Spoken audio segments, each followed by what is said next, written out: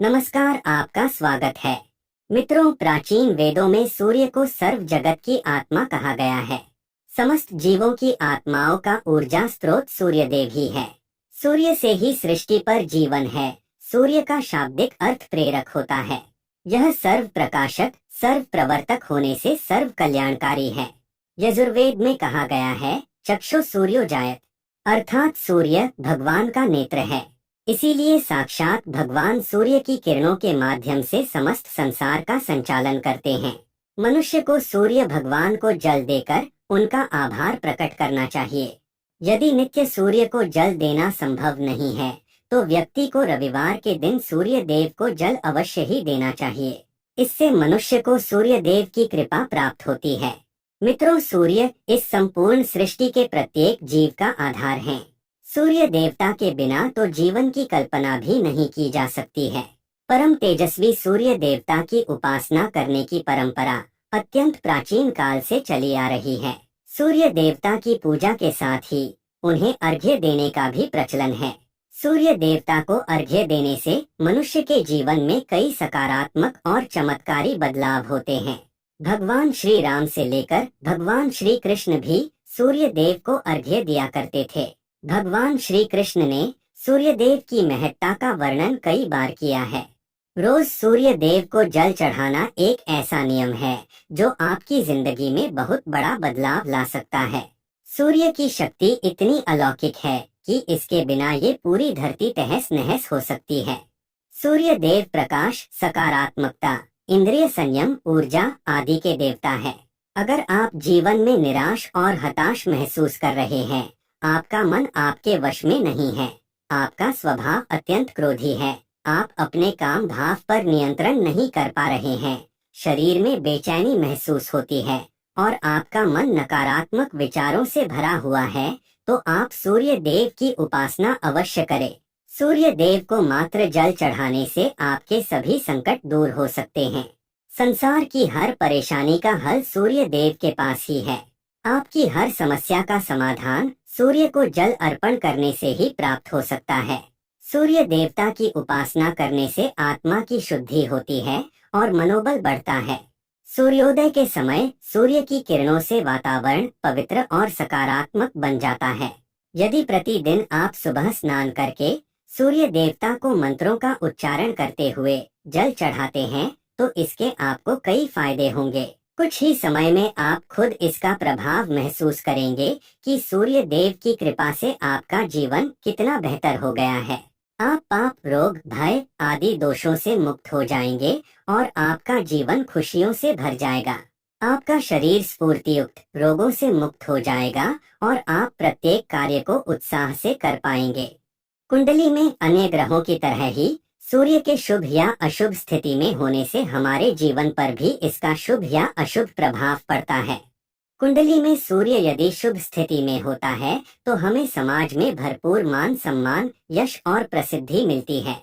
वहीं कुंडली में यदि सूर्य अशुभ स्थिति में हो तो इसके विपरीत परिणाम मिलते हैं। इसलिए कुंडली में यदि सूर्य की स्थिति मजबूत करनी है तो ज्योतिष शास्त्र में कुछ ऐसी चीजों के बारे में बताया है जिन्हें पानी में डालकर सूर्य देव को अर्घ्य देने से शुभ परिणाम प्राप्त होते हैं। किंतु मित्रों, कई मनुष्य सूर्य को जल देते समय बहुत सी गलतियां कर बैठते हैं। सूर्य को जल देते समय महत्वपूर्ण नियमों का पालन नहीं करते हैं। गलत तरीके से अर्घ्य देकर सूर्य देव का अपमान नहीं करना चाहिए, अन्यथा मनुष्य को कई कष्टों का सामना करना पड़ सकता है। साथ ही केवल सूर्य को जल देने से फल की प्राप्ति नहीं होती है। सूर्य को जल देते समय विधि का पालन करते हुए सूर्य देव के मंत्र का जाप करना भी आवश्यक है। तभी सूर्य को जल देने का फल मनुष्य को प्राप्त होता है। ज्योतिष शास्त्र के अनुसार सूर्य देव अप्रसन्न होने पर मनुष्य की बुद्धि का नाश हो जाता है। उसे चारों ओर से अपमान का सामना करना पड़ता है। ऐसे व्यक्ति की आंखों की रोशनी चली जाती है और उसे गंदा भोजन प्राप्त होता है। फल स्वरूप व्यक्ति की विद्या कम हो जाती है। वह जो कुछ भी पढ़ता है उसे तुरंत ही भूल जाता है। पिता पुत्र में अकारण ही वाद विवाद होने लगता है। सूर्य देवता रूठ जाने पर व्यक्ति पर गलत इल्जाम लगते हैं और उसके हाथ से अनजाने में कई अपराध हो जाते हैं। इसीलिए व्यक्ति को अनिष्ट कार्य करके सूर्य देव को रुष्ट नहीं करना चाहिए। इस प्रकार से सूर्य देव का हमारे जीवन में सबसे अधिक महत्व है। यदि आप अपनी मनोकामनाओं की पूर्ति करना चाहते हैं तो सूर्य देव की उपासना अवश्य करें। आइए जान लेते हैं सूर्य को अर्घ्य देने के वह महत्वपूर्ण नियम कौन से हैं। सूर्य को जल देते समय हमें कौन सी गलतियां नहीं करनी चाहिए और सूर्य को जल देते समय कौन से मंत्र का जाप करना चाहिए ताकि हमें सूर्य उपासना का संपूर्ण फल प्राप्त हो। सबसे पहले तो हम यह जान लेते हैं कि सूर्य को अर्घ्य देने का अर्थ क्या होता है। तो मित्रों, अर्घ्य देने से तात्पर्य यह है कि सूर्य देवता को भक्ति भाव से जल अर्पण करना। यह जल आप दोनों हाथों की ओंजल बनाकर या तांबे के पात्र में शुद्ध जल भरकर उसे सूर्य देवता को समर्पित करें। लेकिन ध्यान रहे कि यदि आप हाथों की ओंजल बनाकर सूर्य देवता को अर्घ्य दे रहे हैं तो अपने हाथों की तर्जनी और अंगूठे को एक दूसरे से जोड़कर ना रखें, यानी कि एक दूसरे का स्पर्श ना होने दें। दोनों हाथों के अंगूठों को फैलाकर रखें। यदि हम तर्जनी और अंगूठे को जोड़कर रखते हैं तो यह राक्षसी मुद्रा बन जाती है और इस मुद्रा में सूर्य को अर्घ्य देना अशुभ माना जाता है।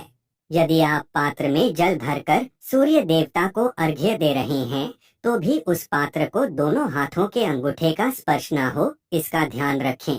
अर्घ्य देते समय अपने दोनों हाथों को ऊपर उठाकर पात्र को पकड़े और सिर झुकाकर रखें। सूर्य देवता को अर्घ्य हमेशा सूर्योदय के समय देना चाहिए। उगते हुए सूर्य की उपासना करना हमेशा ही शुभ होता है। सूर्योदय के 2 घंटे बाद अर्घ्य देने का कोई भी औचित्य नहीं होता है।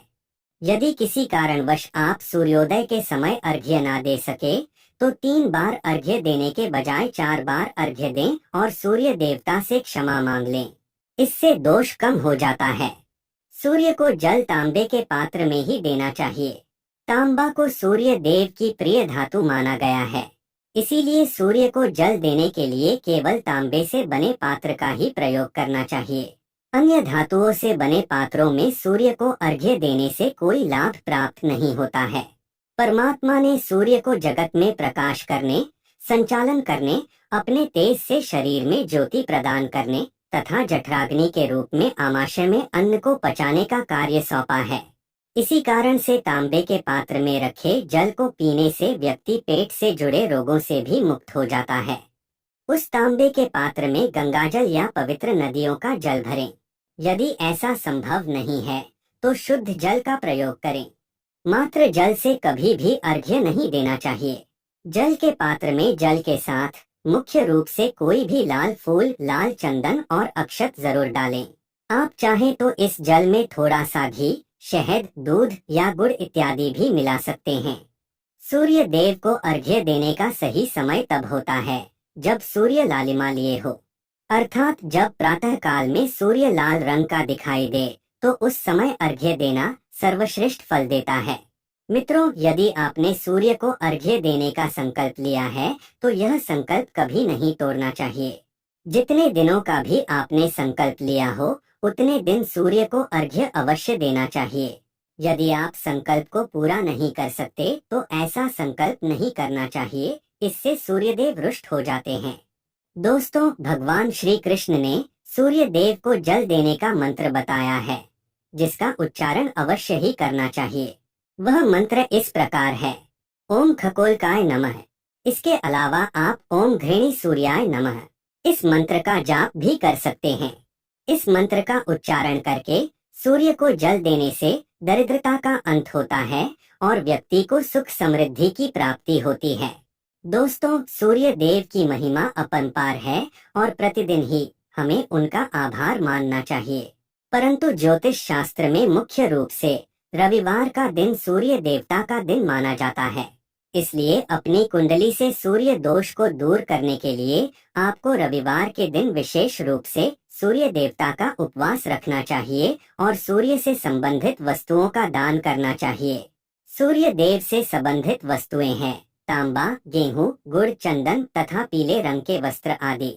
इन वस्तुओं का रविवार के दिन दान करने से व्यक्ति के सभी दुखों का अंत होता है। यदि आप बीमार हैं अथवा घर में सूतक है या अन्य कोई समस्या है जिसके कारण आप सूर्य देव को अर्घ्य नहीं दे पा रहे हैं, तो इसके लिए शास्त्रों में मानस पूजा का प्रावधान किया गया है, यानी कि आप अपने मन में ही सूर्य देव को अर्घ्य दे सकते हैं।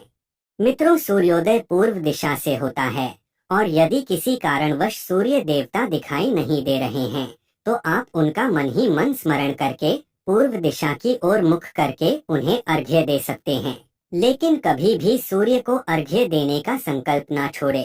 तो दोस्तों, इस प्रकार से आप भी सूर्य देव को अर्घ्य देकर सूर्य देव की कृपा प्राप्त करें। उम्मीद है आपको यह जानकारी अच्छी लगी होगी। वीडियो को लाइक जरूर करें, कमेंट में जय सूर्य देव अवश्य लिखें, साथ ही चैनल को सब्सक्राइब करना न भूलें। आप सभी का धन्यवाद।